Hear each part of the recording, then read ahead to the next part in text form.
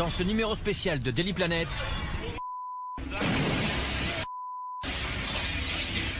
une météorite surgit de nulle part, sème la panique et le chaos sur son passage. Pourquoi n'étions-nous pas prévenus? Et d'autres sont-elles à prévoir?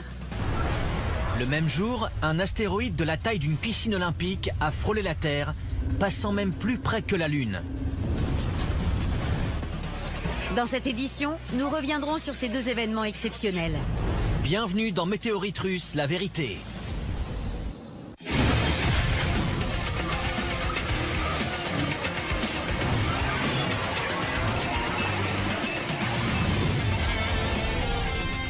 Bonjour et bienvenue dans cette édition spéciale de Daily Planet. Je suis Dan Riskin. Je suis Yatong. Aujourd'hui, nous allons revenir sur une étrange coïncidence cosmique puisque le 15 février dernier, les astronomes, professionnels et amateurs, ont pu, via leur télescope, admirer le passage du plus gros astéroïde qui ait jamais frôlé la Terre. Et exactement le même jour, la Russie était réveillée en fanfare par un événement qui a pris tout le monde par surprise. On regarde les images. Le 15 février dernier, le soleil se lève à peine sur la Sibérie. Cette caméra fixée au tableau de bord d'une voiture filme l'entrée d'une météorite dans la couche supérieure de l'atmosphère. L'objet s'embrase alors en émettant une vive lumière. La surprise est de taille, mais les Sibériens ne sont pas encore au bout de leur peine. En silence, la boule de feu décrit une longue trajectoire au-dessus de la ville de Tcheliabinsk, située à 1500 km à l'est de Moscou. Le passage de la météorite est visible au-dessus d'une très vaste zone et les passants dégainent leur caméra vidéo pour filmer la spectaculaire traînée de fumée qu'elle laisse derrière elle. Quand tout à coup, une énorme onde de choc, assez puissante pour briser les vitres et abattre des murs. Il s'agit en réalité d'un énorme bang supersonique. Il aura fallu 2 minutes et demie à l'onde de choc principale pour atteindre cette caméra.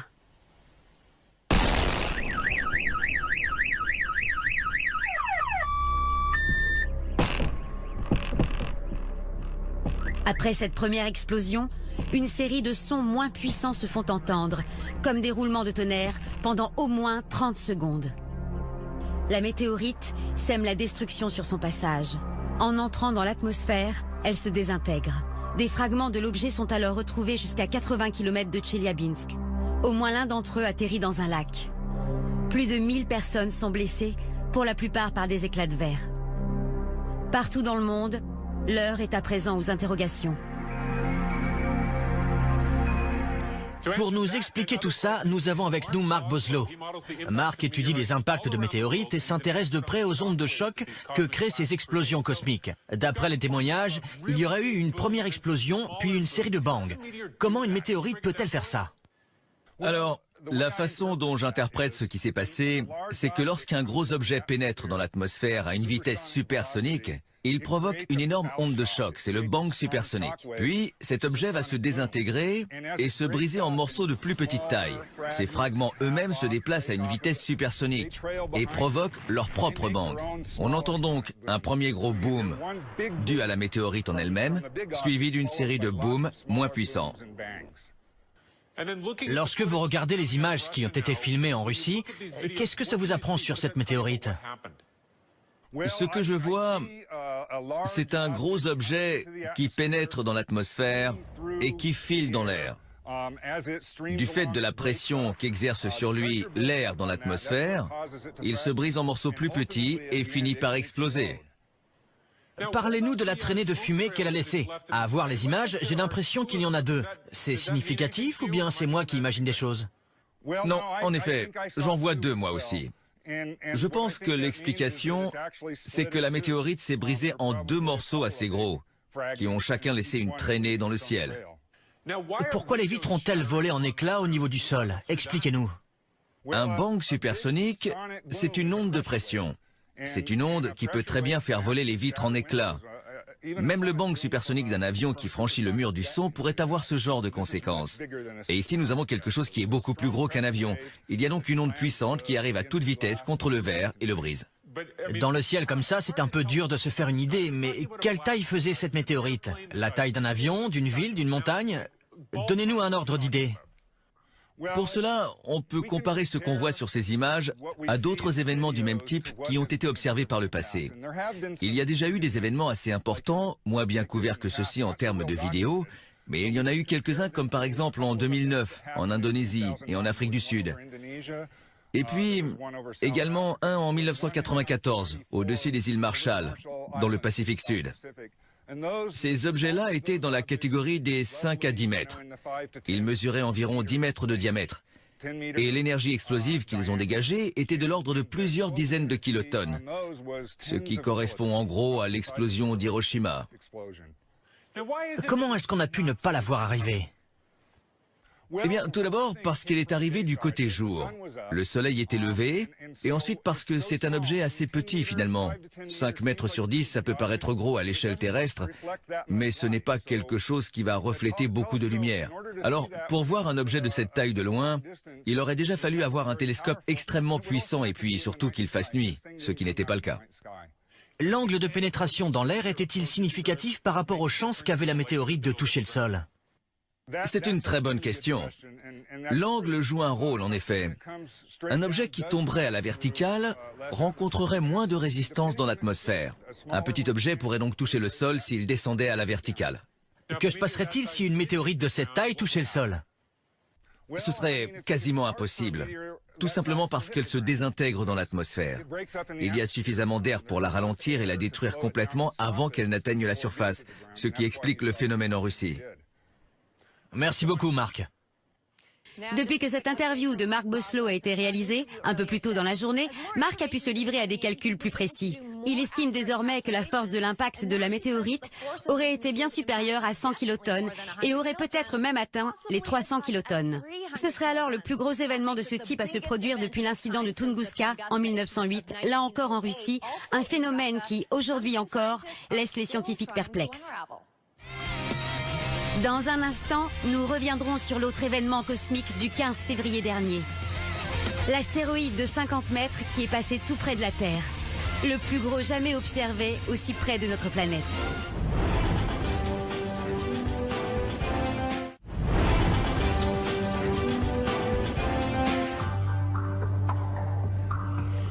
Les laboratoires de Sandia ne semblent pas forcément être l'endroit le plus indiqué pour étudier Tunguska.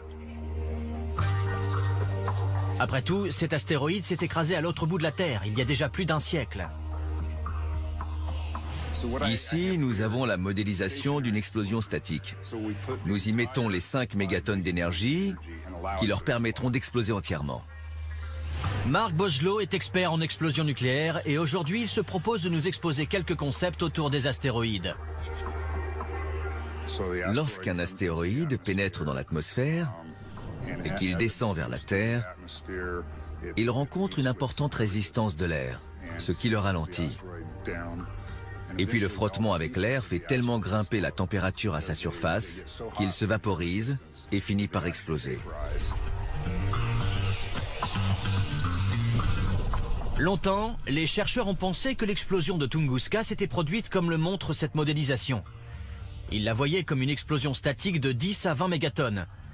Seulement voilà, cette théorie comportait une erreur à la base. Ce n'est pas comme une bombe qui explose, c'est une explosion en mouvement. Longtemps, nous avons fait l'erreur de ne pas tenir compte de l'élan de l'objet. Mais lorsque l'astéroïde explose, ces fragments sont toujours entraînés vers le bas par leur élan. C'est une manière innovante d'expliquer l'impact d'un astéroïde. C'est en voyant la comète Shoemaker-Levy s'écraser sur Jupiter il y a 20 ans que Boslow en est venu à remettre en question la thèse officielle. En observant les conséquences de cet impact, il a développé une toute nouvelle théorie. Elle nous montre comment une explosion de 5 mégatonnes continue à libérer de l'énergie en traversant l'atmosphère et créer des vents supersoniques et des boules de feu. En regardant les images de cet impact en très haute résolution, on en est venu à envisager la physique sous un angle nouveau. La première chose qu'on a vue, c'était ces énormes flux de chaleur, ces vortex.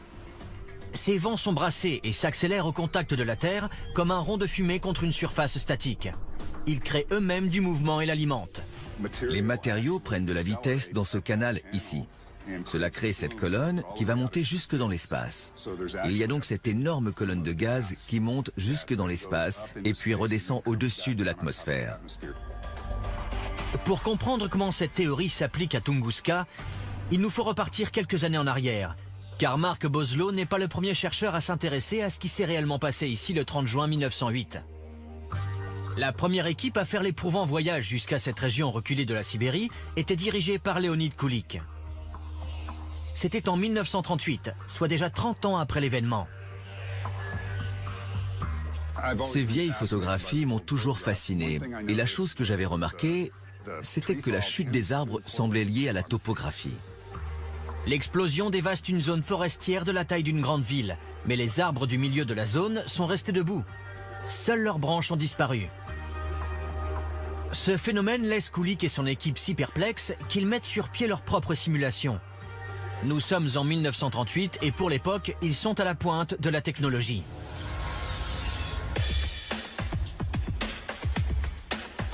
« 70 ans plus tard, il ne faut pas moins des 7200 processeurs d'un des superordinateurs les plus rapides au monde pour nous fournir une explication.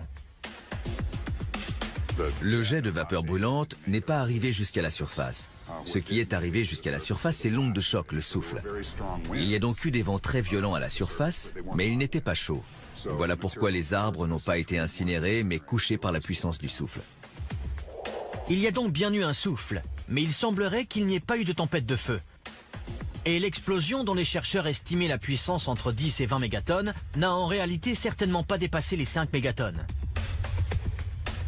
Alors que la NASA se concentre sur les astéroïdes de plus d'1 kilomètre de diamètre, Mark Boslow estime lui qu'il devrait également s'intéresser aux éléments plus petits. Les météorites de moins de 100 mètres, comme celle qui a dévasté Tunguska, pourraient elles aussi provoquer d'importants dégâts. Voici ce qui se passerait si une météorite du type Tunguska pénétrait dans notre atmosphère. Ce grand vortex, ici à la base, il fait environ 2 km de diamètre. C'est un grand disque de destruction autour du point zéro. Si cette météorite tombait sur une ville, elle provoquerait un incendie géant qui dévasterait tout le centre-ville. En plus d'étudier les explosions sur Terre, cette technologie lui permet également de comprendre ce qui se passe dans l'espace. On va prendre l'exemple de l'astéroïde Golevka. Il n'est pas sur une trajectoire de collision avec la Terre, mais il se trouve que nous avons des informations précises sur sa forme. Il fait la taille d'un stade de football. Boslow nous montre ce qui se passe lorsqu'on le fait exploser avec une bombe de 10 mégatonnes. On crée une énorme cavité au centre de l'astéroïde, ce qui provoque l'accélération de la roche vers l'extérieur. Il commence à se fragmenter, on voit ces grosses fractures radiales qui se créent, ces énormes morceaux de roche qui se détachent et qui accélèrent dans l'espace. Ces morceaux de roche pourraient rester dangereux s'ils étaient sur une trajectoire de collision avec la Terre. Si naïvement on pensait qu'en cas de danger, il suffirait de le faire exploser et que les fragments ne seraient plus dangereux, eh bien c'est faux. Et dans les cas les plus extrêmes, en le brisant en 1000 morceaux, on pourrait même déclencher une pluie d'astéroïdes. Ce serait vraiment l'option de la dernière chance. On se retrouverait avec une pluie d'objets de la taille de celui de Tunguska qui déferlerait sur tout un hémisphère. Ce serait probablement encore pire, un scénario hollywoodien.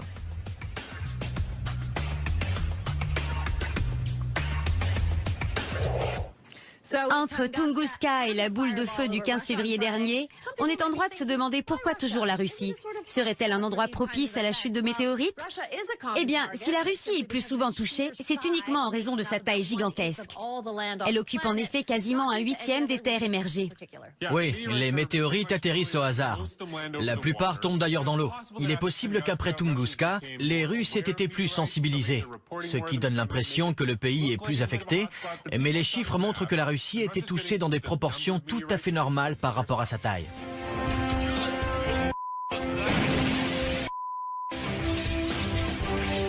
Le 15 février dernier, une boule de feu traversait le ciel russe. C'est une météorite dont l'onde de choc a ébranlé des immeubles et a fait exploser toutes les vitres, faisant plus de 1000 blessés. Mais le plus étrange, c'est que ce n'était pas le seul objet céleste ce jour-là. Cet astéroïde, c'est 2012 DA14, le plus gros objet à avoir jamais frôlé la Terre d'aussi près. Alors bien sûr, nous n'aurions pas pu le toucher de la main, mais il est tout de même passé à seulement 28 000 km de notre chère planète. Pour vous donner une idée, les satellites de communication ou de météo sur lesquels nous nous reposons sont plus loin que ça. Et la Lune, celle que nous regardons tous les soirs, eh bien, elle est 15 fois plus éloignée que ce rocher géant de l'espace. Et quand je dis rocher géant, je pèse mes mots. Regardez-le. D'après les calculs les plus récents, la météorite russe aurait mesuré entre 2 et 3 mètres de diamètre. Celle-ci mesure près de 50 mètres. Regardez sa taille par rapport à un terrain de football. Par chance, elle a poursuivi son chemin sans incident. Si un objet de cette taille venait à s'écraser sur Terre, ce serait la fin. L'explosion équivaudrait à celle de plus de 2 millions de tonnes de TNT. La force de l'impact serait telle qu'elle détruirait tout dans un rayon de plusieurs milliers de kilomètres. Pourquoi tant de puissance? À cause de sa vitesse. Cet astéroïde file à une vitesse de 8 fois supérieure à celle d'une balle de fusil.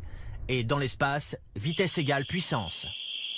La NASA et les agences spatiales internationales surveillent pas moins de 10 000 astéroïdes identiques à celui-ci. Ça, c'est la bonne nouvelle.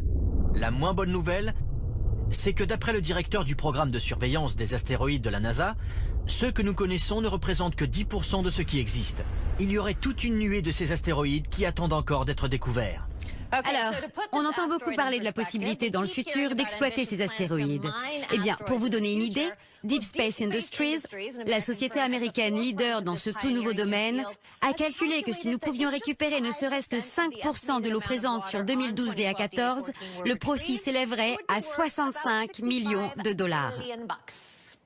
Mais il s'avère qu'il serait impossible d'exploiter 2012 DA14 parce que son orbite autour du Soleil est plus inclinée que la nôtre et qu'il faudrait énormément d'énergie rien que pour l'atteindre. Mais la société affirme qu'il existerait des milliers de candidats parfaitement adaptés. Elle prévoirait même d'envoyer toute une armada de sondes, étudier les astéroïdes géocroiseurs, et ce, dès 2015, et même de lancer une mission visant à ramener des échantillons sur Terre dans la décennie qui vient. Il reste tout de même une question. Combien de ces astéroïdes géocroiseurs existent-ils et quels dangers représentent-ils? La réponse en images. La violence règne dans notre système solaire. Et notre chère planète en porte les cicatrices. Des cratères d'impact, 180 au bas mot, embalafrent la surface. Pour certains, depuis des millions d'années. Il est possible que la vie ait commencé sur Terre il y a 3,9 milliards d'années à la suite d'un impact. La vie telle qu'on la connaît n'est certainement que celle qui a survécu au dernier impact majeur d'un astéroïde sur la planète. Jay Meloche aime la violence. C'est même son métier. Il étudie la violence géologique, les impacts d'astéroïdes. Cette marque sur la côte du Mexique serait en réalité la trace d'un gigantesque impact survenu il y a 65 millions d'années. Il serait l'œuvre d'un astéroïde d'une quinzaine de kilomètres qui se serait écrasé sur Terre. À l'échelle cosmique, ce n'est rien d'important, mais dans l'histoire de notre planète, c'est énorme. Assez énorme pour, selon certains, avoir causé l'extinction des dinosaures. La première chose que l'on sentirait, ce serait la secousse sismique. On sentirait la Terre bouger sous nos pieds. Après quoi, les millions de petits fragments de roches expulsés du cratère seraient propulsés dans l'atmosphère. Si ce n'est pas l'impact qui a provoqué leur extinction, ce sont ses conséquences. Les éclats rejetés chauffent la partie supérieure de l'atmosphère et la Terre se retrouve à ce moment-là instantanément calcinée.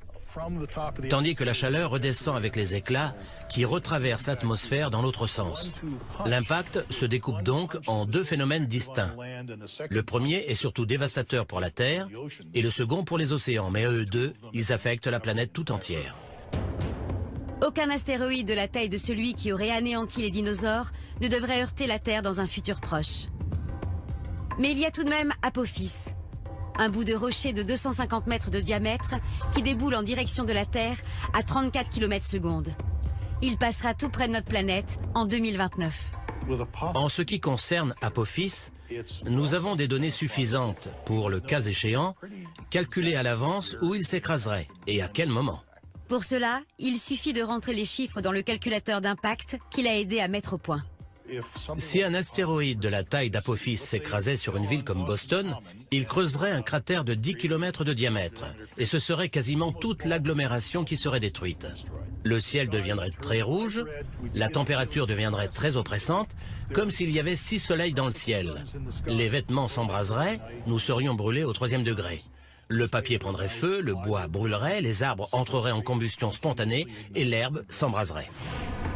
Et ça, ce ne sont que les premières minutes. Bien entendu, ce genre de choses serait extrêmement dévastateur.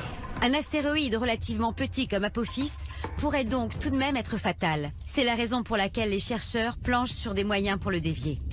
Ils affirment qu'en cas de besoin, nous pourrions détourner Apophis. Et Meloche a sa petite idée sur la question. Dans l'espace, on utiliserait un miroir. Mais ici, je vais vous montrer avec cette loupe. Lorsqu'on concentre la lumière sur l'astéroïde, on vaporise le matériau. Et quand on le vaporise, en vertu du principe de la réaction de Newton, l'astéroïde se trouve poussé dans la direction opposée. Imaginez tout ceci à l'échelle interplanétaire, et voilà ce que ça donnerait. L'idée étant d'intercepter l'astéroïde bien avant qu'il ne s'approche. Ce qu'on souhaiterait faire face à un véritable astéroïde, ce serait concentrer la lumière du Soleil sur un point jusqu'à vaporiser la roche. Et l'astéroïde tueur serait dérouté. Ce qu'il faut, c'est modifier la vélocité de notre astéroïde d'environ 1 cm par seconde. Ce n'est pas beaucoup, mais cette minuscule pression, il faudrait que nous puissions l'appliquer pendant 1 an, voire plus, de manière à détourner doucement l'astéroïde de sa trajectoire de collision avec la Terre. Voilà, ça y est, nous avons sauvé le monde. Si seulement c'était si simple. Mais c'est un début. La course pour repérer, surveiller et dévier Apophis ne fait que commencer. Après ces images, vous vous demandez sûrement quelles sont les chances qu'un gros astéroïde s'écrase véritablement sur Terre. La réponse dans quelques instants.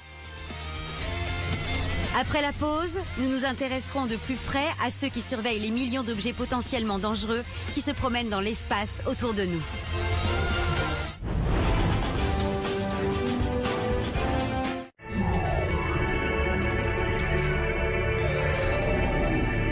C'est bientôt l'été, donc on vous offre un apéro aux saveurs scientifiques.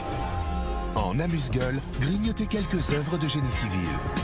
Rien que l'idée de creuser ce tunnel, c'est déjà incroyable. Le tout agrémenté de machinerie lourde. J'adore faire sauter des trucs. Toujours soif? Oh, c'est quoi ça? Désaltérez-vous avec une bonne tornade. L'ordre suivi par le chaos, c'est ça l'heure de l'apéro sur Discovery Science. Cocktail de science du lundi au vendredi à partir de 19h20, à la vôtre.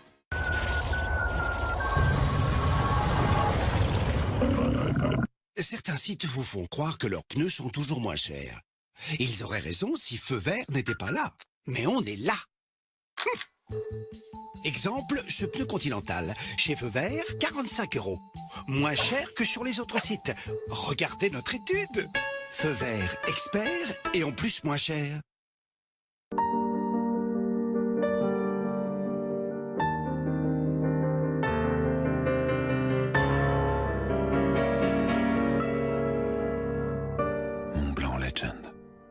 Le parfum.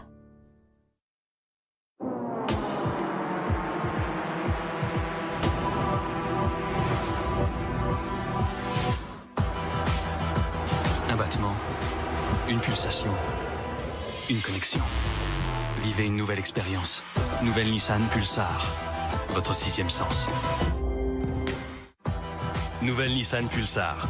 La berline compacte à partir de 209 € par mois, sans apport, sans condition, avec 4 ans d'entretien inclus. Démarrez l'expérience. Dragibus, à vous de jouer.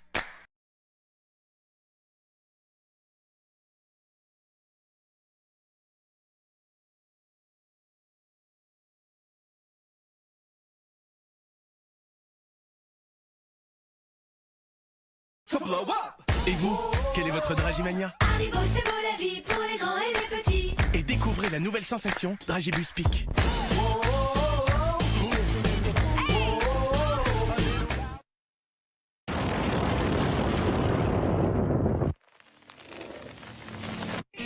Au Texas, la voiture est reine. Et les cow-boys se les arrachent aux enchères. Oh bon sang les gars, regardez-moi ça! Bourrache et Tommy, l'ego passe avant tout le reste. L'argent, c'est secondaire. Leur objectif, elle est belle, c'est un bruit d'enfer. Je vais me faire une dinde avec. rouler sur l'or. Je sais que c'est un pari gagnant. Sans se faire rouler dans la farine. Dans les ventes aux enchères, on ne sait jamais ce qu'on achète. Beurre! Affaire qui roule, inédit, demain à 20h45 sur Discovery.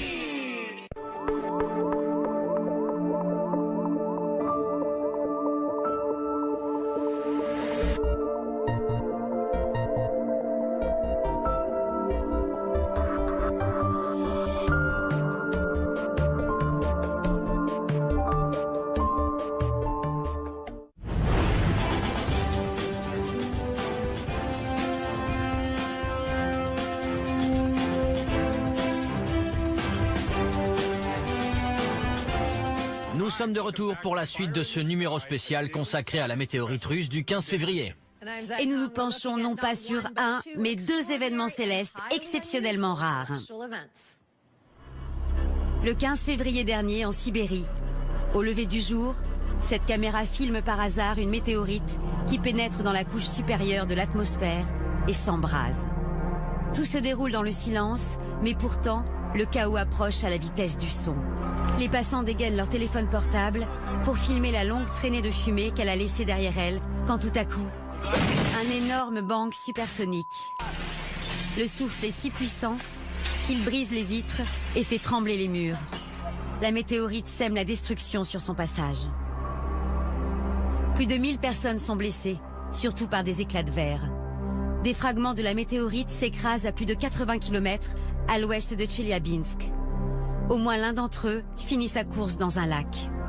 Tandis que le monde frémit à l'idée de la catastrophe qui a été évitée, un astéroïde grand comme la moitié d'un terrain de football frôle la planète.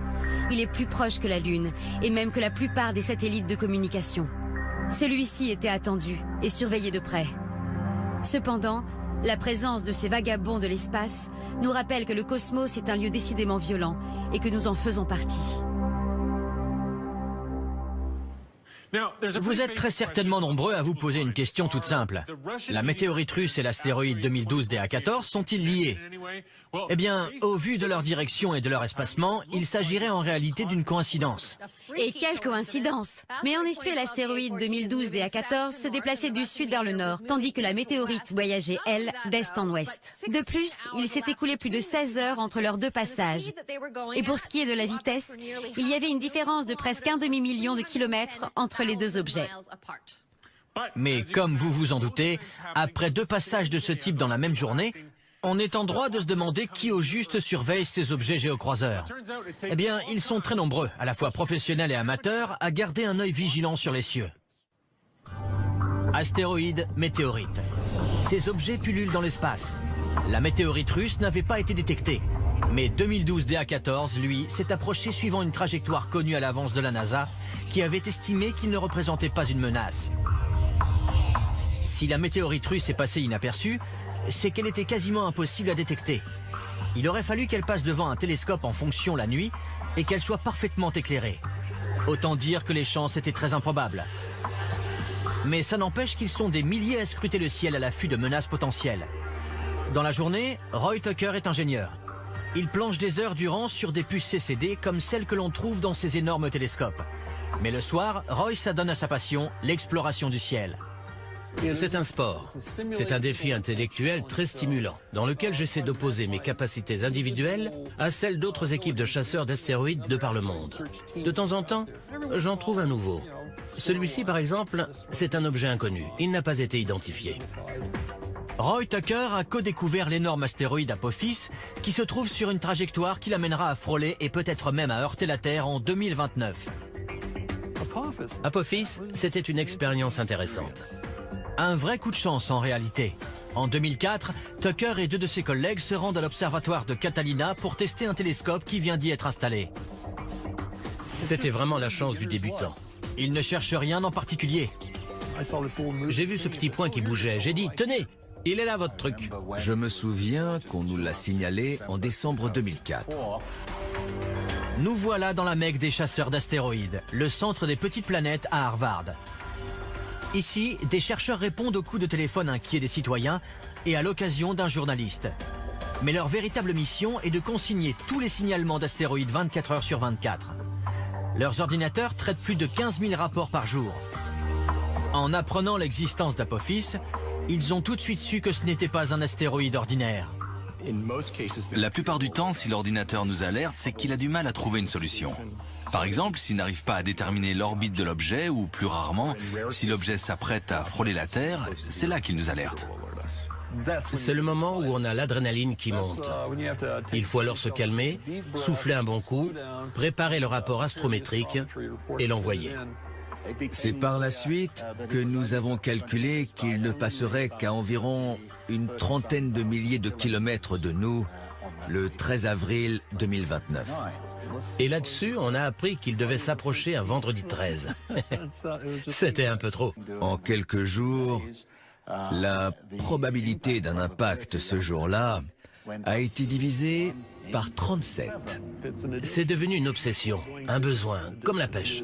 Je crois que c'est un instinct ancestral chez l'homme que de chasser quelque chose, de chercher quelque chose qui ait de la valeur. De leur côté, des étudiants de l'Institut technologique de Géorgie travaillent à amasser des informations. Ceux qui se font appeler Team Blast ont d'ailleurs imaginé un moyen de suivre Apophis minute après minute. Leur concept, des sondes embarquées sur un vaisseau spatial qui voyagerait 9 mois dans l'espace avant d'atteindre Apophis. Après un mois ou deux, nous commencerions à lancer des impacteurs balistiques, ce qu'on appelle des bouées.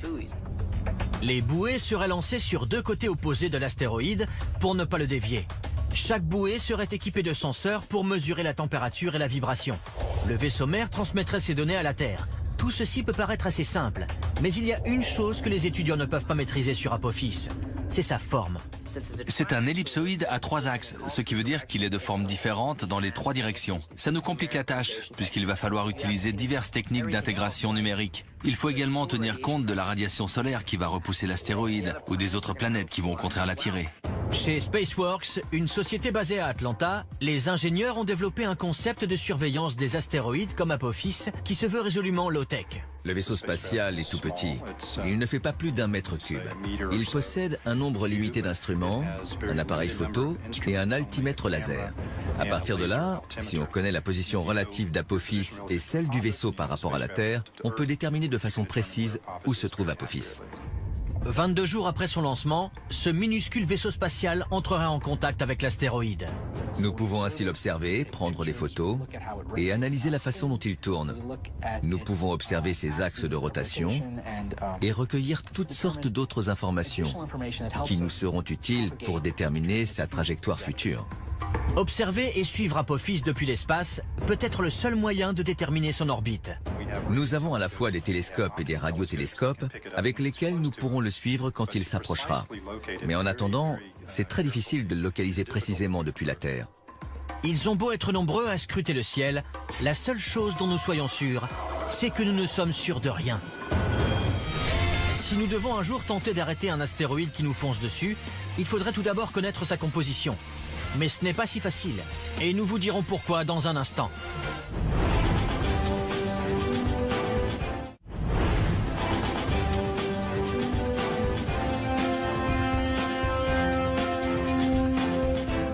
Aujourd'hui, nous revenons sur 2 événements hors du commun. Le premier, un météore qui a blessé des centaines de personnes en Russie. Et la seconde, le passage très près de nous d'un astéroïde, sans lien avec la météorite, mais tout de même d'une taille imposante.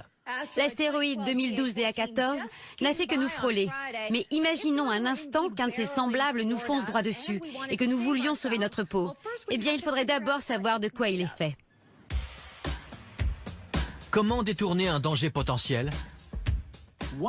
La première chose à faire lorsqu'on aperçoit un ennemi, si on peut dire, c'est de le connaître, de connaître son ennemi, de savoir à qui on a affaire. Au MIT, celui qui étudie ces dangers potentiels, c'est Richard Binzel, alias Dr Astéroïde. 4450, ça fait 14,8 de magnitude. C'est le plus gros qu'on aura d'ici 2060. Nous avons besoin de savoir s'il s'agit d'une météorite légère, faite de roches, ou bien d'une grosse météorite ferreuse. De connaître sa densité, sa masse. De savoir ce qu'il faudra faire pour la dévier de sa trajectoire. Quelle quantité d'énergie. Quelle puissance il faudra appliquer. Pour déterminer tout cela, Binzel est en contact direct avec l'observatoire de Mauna Kea à Hawaï. Situé à 4200 mètres d'altitude, l'observatoire bénéficie d'une atmosphère plus fine, ce qui minimise les interférences. Nous arrivons à faire quelques observations à des fréquences visibles, mais 99% de ce que nous observons se situe en dessous de la portion visible du spectre électromagnétique. En gros, nous observons de la lumière invisible. C'est là qu'intervient ce télescope à infrarouge. Il permet d'observer des phénomènes invisibles à l'œil nu et de recueillir des informations sur la composition de l'astéroïde. Le miroir est sorti. Vous pouvez regarder. D'accord, merci. Pourquoi nous essayons de les analyser dans la lumière infrarouge? C'est que les minéraux qui composent ces objets ont une façon particulière d'absorber la lumière. Ils ont une signature chromatique particulière qui s'étend dans les infrarouges. Et c'est elle qui nous permet de décoder leur composition. Ces données constituent l'empreinte digitale de l'astéroïde, un profil qui lui est propre. La manière dont il reflète certaines fréquences du spectre indique les minéraux qu'il contient. Celui-ci a l'air d'avoir une forte teneur en calcium, un peu plus élevée que la normale. Nous avons là un objet très intéressant. L'empreinte est ensuite comparée à celle d'autres météorites tombées sur Terre. Connaître la composition d'un astéroïde, c'est crucial pour décider des mesures à prendre au cas où la Terre se trouverait dans sa ligne de mire. 5% de toutes les météorites sont de ce genre-ci. Très lourdes, en métal, en fer ou même en roche avec du minerai de fer. Leur densité est égale à 6 fois celle de l'eau. Et vous comprenez pourquoi? Si ce genre d'objet s'écrasait sur Terre, il vaudrait mieux ne pas se trouver sur son chemin au moment de l'impact. Comme vous dites, ça ferait très certainement de sacrés dégâts. Mais ça reste un petit modèle. Pendant ce temps, d'énormes monstres se dirigent vers nous et il faudrait quelque chose d'une puissance incroyable pour les dévier de leur course. C'est à se demander si, dans le cas où l'un de ces objets fonçait effectivement sur nous, nous aurions vraiment la possibilité de faire quelque chose pour l'arrêter. Eh bien, il se trouve que certains chercheurs ont des idées très créatives. Certains diraient même tirer par les cheveux pour éviter une telle catastrophe.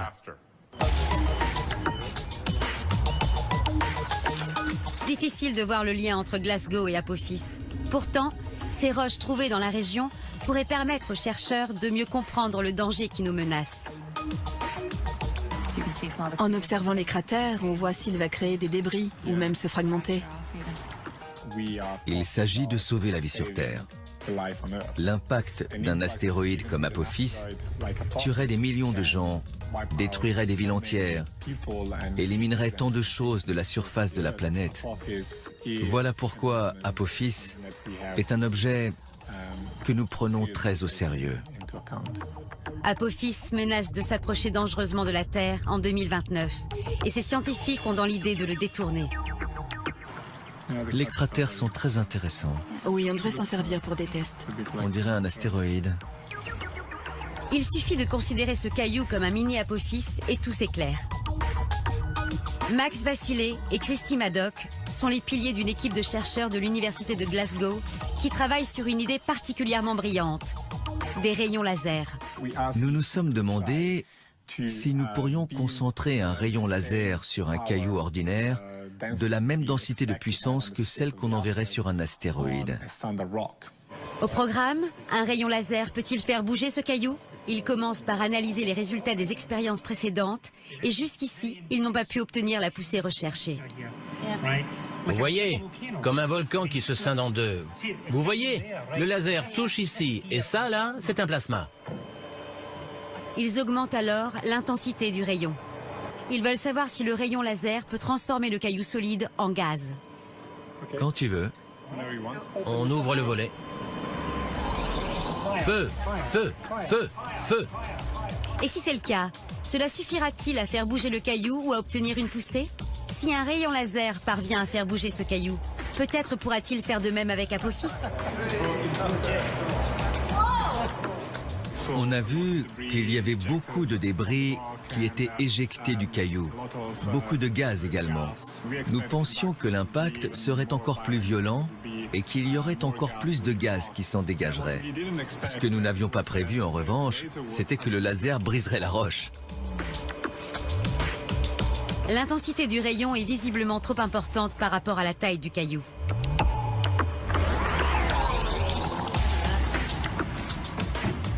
C'est parfait. Ouais, c'est même mieux que prévu.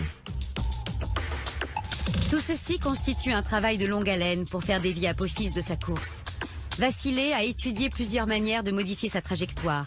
Nous pourrions le repousser, le faire exploser, le tirer et même le peindre.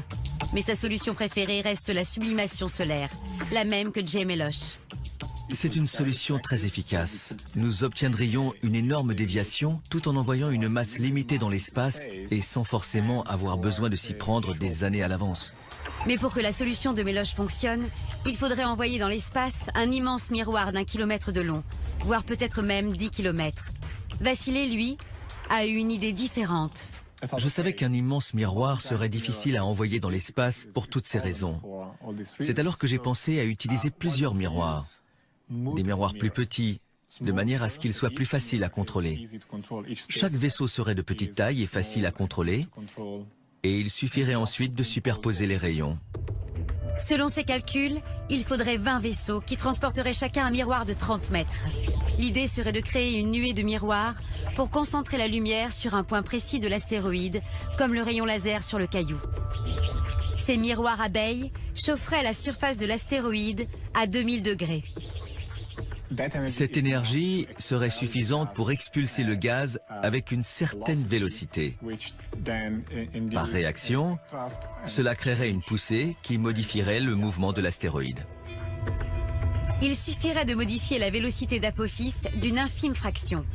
Selon Vassilé, les miroirs abeilles pourraient suffisamment faire dévier Apophis pour nous placer définitivement hors de danger. Cela suffirait à écarter Apophis de son orbite d'une distance qui serait égale à celle de la Terre à la Lune. Le plus difficile dans tout ça, placer les miroirs abeilles sur la bonne orbite. Si on avait des fonds illimités et une quantité illimitée de carburant, ce serait très facile. Le problème, ce n'est pas seulement de déterminer l'orbite. Dans ses calculs, Christy Madoc doit en effet tenir compte de la gravité de l'astéroïde, qui est imprévisible, mais aussi de la poussée du Soleil. Comme nous utilisons des miroirs immenses, ils fonctionnent comme une voile solaire. Par conséquent, la lumière du Soleil repousse les vaisseaux. Ce que nous avons essayé de faire, c'est intégrer ça dans notre conception. Et nous en avons conclu qu'il fallait que les vaisseaux soient le plus petits possible et que la majorité de la masse soit celle du miroir. Elle intègre également ce qu'elle a observé dans l'expérience d'aujourd'hui. La chose qu'on a découverte aujourd'hui, c'est qu'il y a beaucoup de fragments qui sont expulsés dans tous les sens. C'est quelque chose que nous n'avions pas prévu. Les astéroïdes ne sont pas une substance uniforme. Ce ne sont pas des morceaux de roche uniformes. Il peut y avoir des projections de débris. C'est quelque chose dont nous devons tenir compte pour déterminer l'orbite des vaisseaux. Il faut qu'ils soient assez éloignés de l'astéroïde pour ne pas risquer d'être heurtés par les projections. Il reste manifestement beaucoup de chemin à parcourir, mais la technologie de base, elle, existe déjà. Pensez au GPS par exemple, un réseau de 32 satellites placés en orbite autour de la Terre. Vassilé envisage justement de placer un réseau similaire autour d'Apophis. 5 ans minimum avant la date à laquelle est prévue la rencontre avec Apophis, nous devrions avoir une constellation de ce genre dans l'espace. Et d'ici à ce que nous ayons établi de façon certaine l'orbite d'Apophis, la technologie devrait être au point. Cette émission était consacrée à une météorite en particulier, celle qui a illuminé le ciel de Russie. Mais figurez-vous qu'il en tombe tous les jours, et que pour la plupart, elles ne sont pas plus grosses que ces grains de riz. Elles passent totalement inaperçues puisqu'elles s'embrasent et fondent dans l'atmosphère. Je sais qu'ils ont la taille d'un grain de riz, mais ça n'empêche qu'ils sont des millions à pilonner la Terre tous les jours. Mais ce n'est pas tout. Environ 2 fois par jour, une météorite de cette taille nous tombe dessus. Ça, ce n'est pas bon du tout. Et à peu près 1 fois par semaine, c'est un de la taille de ce mini-frigo. Mais rien de tout ceci n'est dangereux. Non. Et 1 fois par an, c'est une météorite de la taille d'une voiture qui pénètre l'atmosphère, de la taille d'une petite citadine. Même avec un objet de cette taille, nous n'avons toujours rien à craindre. En revanche, c'est à partir de cette taille que l'on percevra une onde de choc à la surface. Mais nous pouvons encore aller plus loin. Imaginez une météorite de la taille de ce studio. Un objet de la taille d'une maison entre en contact avec la Terre tous les 250 ans environ. Celui-ci ne passerait définitivement pas inaperçu. Imaginez l'explosion ressentie en Russie multipliée par 2. Alors, quelles sont les chances pour une personne de voir une météorite lui foncer droit dessus? Eh bien, nous occupons environ 1 mètre carré, ce qui veut dire que nous avons chacun une chance sur 20 milliards d'être touchés par une météorite. Autrement dit, à peu près autant que de tirer à pile ou face et de tomber sur face 44 fois d'affilée. Ou bien de gagner au loto 2 fois d'affilée. En gros, pas vraiment de quoi s'inquiéter. C'est sur cette note optimiste que se termine cette émission consacrée à ce qui a été une extraordinaire coïncidence cosmique. Exactement, et qui nous rappelle à quel point la vie est fragile ici sur Terre. Tout ça vous aura peut-être donné envie de garder un œil vigilant sur les cieux. En attendant, merci de nous avoir suivis. À bientôt. Merci et à bientôt.